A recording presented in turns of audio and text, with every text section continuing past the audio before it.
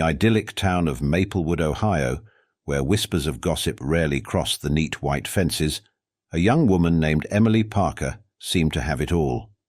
With her bright smile and infectious enthusiasm, Emily was the pride of her parents, Richard and Anne, and the shining star of her siblings, Jack and Sarah. Richard, the friendly hardware store owner, and Anne, the compassionate nurse, were pillars of the community, respected by all. Emily, with her natural charm and academic brilliance, quickly became the town's beloved prodigy. From leading school projects to excelling in extracurriculars, she was destined for greatness. Inspired by a captivating history teacher in high school, Emily's dream to educate and inspire others led her to Ohio State University. There, she not only earned her degree, but also honed the skills that would shape her future. Yet beneath this seemingly perfect life, a dark shadow loomed, waiting for the right moment to unravel. After graduating from Ohio State University, Emily returned to her hometown of Maplewood and secured a coveted teaching position at the local elementary school. Her dedication to her students was nothing short of remarkable. She frequently stayed late to oversee after-school programs and spent her weekends tutoring students who needed extra help. Emily's boundless enthusiasm and commitment earned her the admiration of her colleagues, and parents eagerly requested her as their children's teacher. Outside the classroom, Emily was a woman of many passions. She found solace in hiking through serene nature trails, capturing moments with her camera, and losing herself in historical novels. Her friends often described her as warm, compassionate, and always ready to offer a helping hand. Weekends were her time to recharge, whether exploring the great outdoors or curling up with a good book, always balancing her love for adventure with a quiet, reflective side. Emily met David Reynolds at a friend's wedding. He was charming, with a quick wit and an easy smile. David, a financial consultant from New York City, was visiting for the wedding. The attraction was immediate, and their whirlwind romance took everyone by surprise. David lavished Emily with attention, expensive gifts, and exotic trips. Their courtship was brief but intense, and within a year David proposed. Emily, swept off her feet by his charisma and the promise of a glamorous life, said yes. Her family and friends had mixed feelings about the rapid engagement. While they wanted to support Emily's happiness, they couldn't shake a sense of unease about David. He was always impeccably dressed, driving luxury cars and staying in upscale hotels, but his extravagant lifestyle seemed at odds with his modest background. Emily, however, was enamored and reassured everyone that David was her soulmate. Their wedding was a grand affair, held in a picturesque vineyard and attended by over 200 guests. Emily's friends from Maplewood and David's associates from New York mingled under fairy lights and sipped champagne, celebrating the union. As the newlyweds departed for their honeymoon in St. Lucia, no one could have predicted the dark turn their love story would take. David Reynolds was born and raised in Queens, New York. His parents, Thomas and Margaret Reynolds, struggled to make ends meet. Thomas worked as a mechanic, while Margaret held various part-time jobs to support their 3 children. David, the eldest, grew up with a strong drive to escape the financial hardships of his upbringing. From a young age, David exhibited a knack for numbers and a shrewd understanding of money. He excelled in school, earning a scholarship to New York University, where he studied finance. David's ambition was evident. He spent his college years networking and securing internships at prestigious firms. His relentless work ethic paid off, and upon graduation, he landed a coveted position at a top financial consultancy. David quickly rose through the ranks, his talent for investment strategies and financial planning earning him a reputation as a rising star. His success afforded him a lifestyle he had always dreamed of: designer suits, high-end cars, and a luxury apartment in Manhattan. However, his professional success masked deeper issues. Colleagues often described David as charming but ruthless, willing to bend the rules to achieve his goals. David's personal life was equally complex. His charm attracted many women, but his relationships were often short-lived. He had a series of high-profile romances, each ending abruptly amid rumors of infidelity and deceit. Despite this, he maintained a polished public image, carefully curating his social media to portray a life of sophistication and success. When David met Emily Parker, she represented something different. Her genuine warmth and small-town innocence were a stark contrast to the superficial relationships he was accustomed to. To his friends, it seemed like David was truly in love for the first time. But as their relationship progressed, cracks began to appear. David's financial empire was not as solid as it seemed. Behind the scenes, he was entangled in risky investments and mounting debts. David's financial troubles were compounded by his extravagant spending habits. He kept these issues hidden from Emily, presenting only the image of a successful and devoted partner. His decision to propose was as much about securing a future with Emily as it was about seeking stability amid his growing financial chaos. Their wedding, though a joyous occasion, also marked the point where David's deceptions began to catch up with him. St. Lucia, with its lush landscapes and serene beaches, was the perfect backdrop for David and Emily's honeymoon. They stayed at an exclusive resort, their bungalow perched on the edge of a secluded cove. The first few days were filled with romantic dinners, sunset walks, and excursions to explore the island's natural beauty. Emily documented their adventures on social media, her posts filled with joy and excitement. On the night of Emily's disappearance, the couple dined at the resort's beachfront restaurant. The atmosphere was idyllic. Soft music played in the background, and tiki torches flickered in the gentle breeze. Fellow diners noticed the couple laughing and holding hands, seemingly in love. The staff, accustomed to honeymooners, paid them little special attention. After dinner, David suggested a moonlit walk along the beach, and Emily, always a romantic, eagerly agreed. They strolled along the water's edge, the gentle waves whispering against the shore, mingling with their light-hearted conversation. According to David, Emily expressed a spontaneous desire to take a swim. She slipped off her sandals and waded into the shimmering water, the moonlight casting a silver glow on her figure. David claimed he went back to their bungalow to fetch a jacket for Emily, but when he returned, she was gone. Panic set in as he frantically searched the beach, calling her name. He alerted the resort staff, who quickly joined the search, but Emily was nowhere to be found. David's distress seemed genuine as he spoke with the resort manager, his voice cracking and hands trembling. The following morning, the local police were notified, and they launched an immediate investigation, questioning resort staff and guests. Divers scoured the waters near the beach, and sniffer dogs were brought in to track any scent that might lead to Emily. Despite their efforts, no clues emerged. The beach was thoroughly combed for any personal items, but nothing was found. As the hours turned into days, David's behavior began to attract scrutiny. Though he appeared genuinely distraught, there were moments when his composure seemed forced. The police noted his meticulous recounting of events, almost as if rehearsed, and the resort staff mentioned his insistence on calling his lawyer soon after Emily's disappearance, which struck them as odd. Witnesses provided conflicting accounts.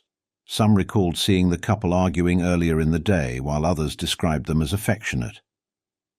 A few guests reported hearing raised voices from their bungalow the night before Emily vanished. The police were left with a puzzling mix of evidence and testimonies that painted an inconsistent picture of the couple's final hours together. As the investigation stalled, David's narrative was the only story available. His plea for information was broadcast on news networks, his tearful face becoming the public image of a grieving husband. Yet behind the scenes, Detective Hayes was piecing together a different story, one that hinted at a more sinister truth. Detective Hayes arrived at the resort, greeted by the tropical heat and the sight of tourists enjoying their vacations, seemingly unaware of the drama unfolding. His first step was to interview David Reynolds. Sitting across from him in the resort's lounge, Hayes observed David's demeanor carefully. The man seemed genuinely distraught, But there was an underlying tension that the seasoned detective couldn't ignore. David recounted the events of the night Emily disappeared, his voice steady, but his eyes betraying a flicker of anxiety. Hayes listened intently, asking pointed questions about their activities, their relationship, and any possible reasons Emily might have had to leave suddenly. David's answers were consistent, but Hayes felt they were too polished, as if rehearsed. The detective then spoke with the resort staff and other guests. The accounts varied, some aligning with David's story, while others contradicted it. A waitress at the restaurant mentioned that David seemed agitated during dinner, frequently checking his phone. A couple staying in a neighboring bungalow reported hearing an argument late at night, although they couldn't make out the words. Hayes's team searched the couple's bungalow and the surrounding area. They found Emily's belongings neatly packed, her passport and wallet untouched. Her phone was missing, presumably with her. A thorough examination of the beach yielded no new clues. The tide and weather had likely washed away any trace evidence. As the days passed, the investigation broadened. Hayes looked into David's background, finding a man who was both successful and secretive. His financial records revealed a troubling pattern. Despite his high-paying job, David was deep in debt. Large withdrawals from his account suggested a gambling problem, and several investments had failed spectacularly. Hayes interviewed David's colleagues and friends in New York, uncovering a different side of him. They described David as charming but unreliable, with a penchant for risky ventures and a history of romantic entanglements. One colleague, who requested anonymity, mentioned that David had recently been involved in a scandal at work, hinting at financial misconduct. The detectives' team also analyzed phone records and bank statements, uncovering a web of transactions that pointed to financial distress. Several large transfers had been made to offshore accounts, and David had taken out substantial loans shortly before the wedding. These findings suggested that David was far from the affluent figure he portrayed, and as suspicion around David grew, the investigation took a dramatic turn. With the discovery of a letter in Emily's handwriting found hidden in her suitcase, it was addressed to her parents and hinted at her growing unease about David. She wrote about discovering discrepancies in his stories and financial dealings, expressing fear that she had made a terrible mistake in marrying him. The evidence was mounting, and Detective Hayes felt the pieces of the puzzle starting to come together. But without Emily, the case remained frustratingly incomplete. The detective was determined to uncover the truth, knowing that the facade of the perfect honeymoon was hiding something far more sinister. The financial investigation into David Reynolds's affairs revealed a cascade of deceit. Detective Hayes and his team uncovered a complex network of bank accounts, hidden assets, and dubious transactions. David's financial empire, once thought to be thriving, was crumbling under the weight of risky investments and substantial debt. As Hayes delved deeper, he discovered that David had been involved in several questionable business ventures. One such venture was a failed real estate development in Florida, which had resulted in significant losses for investors. Another was a tech startup that went bankrupt, leaving David with substantial debts. These ventures, combined with his gambling habits, had drained his resources and left him in a precarious financial position.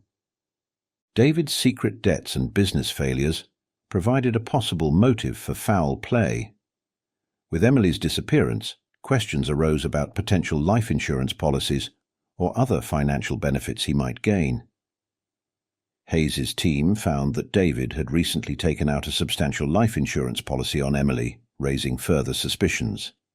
Testimonies from friends and colleagues about David's character began to form a consistent narrative.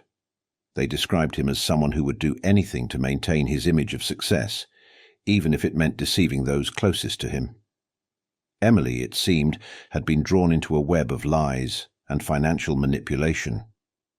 The mounting evidence suggested that David's involvement in Emily's disappearance was more than just circumstantial. His financial desperation, coupled with the inconsistencies in his story, pointed to a more sinister motive. As the investigation continued, Detective Hayes knew that the key to solving the case lay in uncovering the full extent of David's deceit and the secrets he had worked so hard to conceal. As the investigation deepened, another layer of David Reynolds's double life began to unfold: his extramarital affairs. Detectives uncovered a series of clandestine relationships that painted a picture of a man far different from the devoted husband he appeared to be. David's phone records and emails revealed communications with several women, some of whom he had met through his business dealings, while others were casual encounters. These relationships ranged from fleeting flings to more serious entanglements. Detective Hayes and his team meticulously tracked down and interviewed these women, each conversation revealing more about David's deceptive nature. One of the women, Laura Mitchell, a marketing executive from New York, provided crucial insight. She described her relationship with David as passionate but tumultuous. They had met at a conference a year before his wedding, and their affair continued well into his engagement with Emily. Laura was unaware of David's upcoming marriage until she saw the wedding announcement on social media. Feeling betrayed, she ended their relationship but kept records of their communications, which she willingly shared with the investigators. Another woman, Jessica Evans, a real estate agent from Miami, had a similar story. She and David had met during one of his business trips, and their affair was marked by lavish gifts and extravagant promises. Jessica, too, was in the dark about David's marital status. She described him as attentive and affectionate, but noted his tendency to vanish for days without explanation. The most damning testimony came from Rachel Turner, a colleague from his firm who had been involved with David for nearly 2 years. Rachel's account revealed a pattern of manipulation and deceit. She recounted how David had confided in her about his financial troubles, painting himself as a victim of unfortunate circumstances. Rachel, deeply infatuated with him, had even loaned him money on several occasions, believing his promises to repay her once his investments paid off. These revelations had a profound impact on the case. They not only established a pattern of deceit, but also suggested potential motives for Emily's disappearance. David's affairs indicated a man capable of maintaining multiple lives, each carefully compartmentalized to prevent discovery. His ability to juggle these relationships while hiding his financial troubles from Emily spoke to his skill at deception. Interviews with his past lovers painted a picture of a man driven by a need for validation and material success. They described how David would often speak of his ambitions and dreams, using his charm to elicit sympathy and support. His relationships, both romantic and financial, were tools he used to navigate his increasingly precarious life. The impact of these revelations on the case was significant.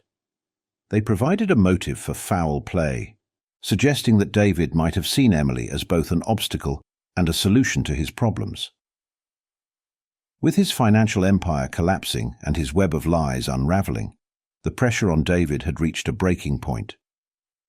Emily's disappearance and the subsequent focus on David threatened to expose his entire charade. As Detective Hayes pieced together the evidence, it became clear that the investigation was far from straightforward. Each new discovery added complexity to the case, revealing the depths of David's deceit and the lengths he was willing to go to maintain his facade. The true challenge lay in proving his involvement beyond doubt, a task that required uncovering every hidden aspect of his life. Just when Detective Hayes believed he had a clear picture of David Reynolds's involvement in Emily's disappearance, a shocking twist emerged. A mysterious figure, previously unknown to the investigation, came forward with information that turned the case on its head. The figure was a man named Alex Carter, a private investigator from New York. Alex contacted Detective Hayes, claiming to have crucial information about David Reynolds and his activities. Intrigued and cautious, Hayes arranged a meeting in a dimly lit cafe.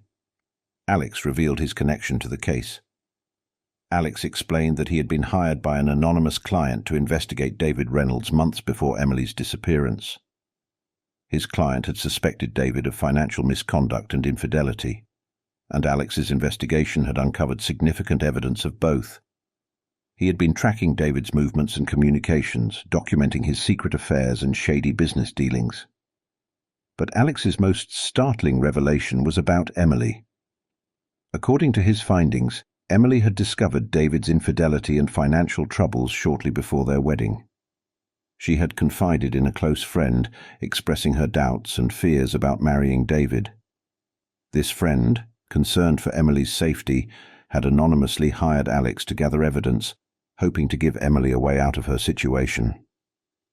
Alex provided Detective Hayes with a dossier of his findings, including photographs, financial records, and transcripts of conversations. One particularly damning piece of evidence was a recording of a conversation between David and an unknown associate discussing plans that hinted at foul play. The recording suggested that David had been plotting something sinister, although the details were vague. This new information complicated the case significantly. It introduced the possibility that Emily might have been aware of David's plans and had taken steps to protect herself. Detective Hayes considered the idea that Emily could have staged her disappearance to escape David's clutches, although the lack of concrete evidence made this theory difficult to prove. Hayes decided to re-interview everyone involved. Armed with the new information, he spoke again with Emily's family and friends, uncovering more details about her state of mind before the wedding. Emily's best friend, Lisa, revealed that Emily had been increasingly anxious in the weeks leading up to the honeymoon. She had confided in Lisa about her fears and mentioned the anonymous tipster who had warned her about David. David's reaction to the reopened investigation was one of surprise and agitation. He denied any involvement in Emily's disappearance and dismissed the evidence provided by Alex Carter as fabrications. However, his growing frustration and inconsistent statements only added to the suspicions surrounding him. The twist in the case forced Detective Hayes to consider all possibilities. He intensified the search for Emily, exploring the idea that she might have gone into hiding. The investigation expanded to include airports, border crossings, and potential safe houses. The media coverage, once focused solely on David, began to speculate about Emily's fate and her possible role in the unfolding drama. As the investigation continued, Detective Hayes faced mounting pressure to solve the case. The new information from Alex Carter provided valuable leads, but it also complicated the narrative, making it harder to distinguish between victim and perpetrator. Hayes knew that the truth lay somewhere within the tangled web of deceit and betrayal, and he was determined to unravel it. The investigation into Emily Parker's disappearance stretched on for months, with Detective Hayes and his team following every lead, no matter how tenuous. The case had become a national obsession, with the media closely monitoring every development. Public opinion was divided. Some believed David Reynolds was guilty of foul play, while others speculated that Emily had staged her own disappearance to escape a troubled marriage. The breakthrough came unexpectedly. A hiker in a remote part of St. Lucia discovered a makeshift campsite hidden in the dense jungle. Among the belongings were items that matched the descriptions of Emily's possessions, including a distinctive bracelet she was known to wear. The discovery reignited the investigation, with search teams scouring the area for further clues. Eventually they found Emily. She was alive, but severely dehydrated and disoriented. Emily had indeed staged her disappearance, driven by fear and desperation. After uncovering David's deceit and feeling trapped in the marriage, she had fled into the jungle, intending to disappear entirely. But the harsh conditions had taken a toll on her health. Emily's rescue brought a mix of relief and outrage. While many were glad she was safe, questions about her actions and the trauma she endured dominated the public discourse. Detective Hayes interviewed Emily extensively, piecing together her story. She described the mounting pressure she felt after discovering David's infidelities and financial troubles. The anonymous tip from Alex Carter had been the final straw, prompting her to take drastic action. David Reynolds was arrested and charged with multiple crimes, including fraud, embezzlement, and conspiracy to commit harm. The evidence provided by Alex Carter, combined with Emily's testimony, built a strong case against him. During the trial, the full extent of David's deceit was laid bare. His financial empire had been a house of cards, supported by lies and illegal activities. The jury found him guilty on all counts, and he was sentenced to 10 years in prison. The aftermath of the case left lasting scars on everyone involved. Emily returned to Maplewood, where she began the long process of healing with the support of her family and friends. She became an advocate for domestic abuse victims, sharing her story to help others in similar situations. The media's fascination with her life eventually faded, but Emily remained a symbol of resilience and survival. Detective Hayes reflected on the case as one of the most challenging of his career. It had been a journey through layers of deception and human frailty, revealing the dark complexities of love, trust, and betrayal. The resolution, while not entirely satisfying, brought a measure of justice and closure to those affected. In the end, the case of Emily Parker's disappearance was a stark reminder that truth can be stranger than fiction, and that beneath the surface of seemingly perfect lives there can lie a twisted web of secrets waiting to be uncovered. The case of Emily Parker and David Reynolds brings many valuable lessons to everyone. First of all, it reminds us of the importance of vigilance and clear understanding of the person with whom we spend our lives. Although love and emotions can be blurred, learning carefully about your partner's past and personality is necessary to avoid unfortunate consequences. Second, the case highlights the dangers of concealment and deception. David created a perfect image of himself, covering up his bad behavior and financial fraud. This hypocrisy not only hurts Emily, but also harms many others. The lesson here is to be sincere and honest, because the truth always has a way to emerge. Ultimately, Emily's story is a lesson in strength and resilience. Even though she was deceived and deeply hurt, she still found a way to escape her harsh situation and became an advocate for other victims. This encourages us to always be strong in the face of difficulties, seek help when needed, and never give up hope. Follow our channel to discover dramatic and mysterious true cases. Join us to investigate, analyze, and find out the truth behind each story. Register now to not miss the most interesting content.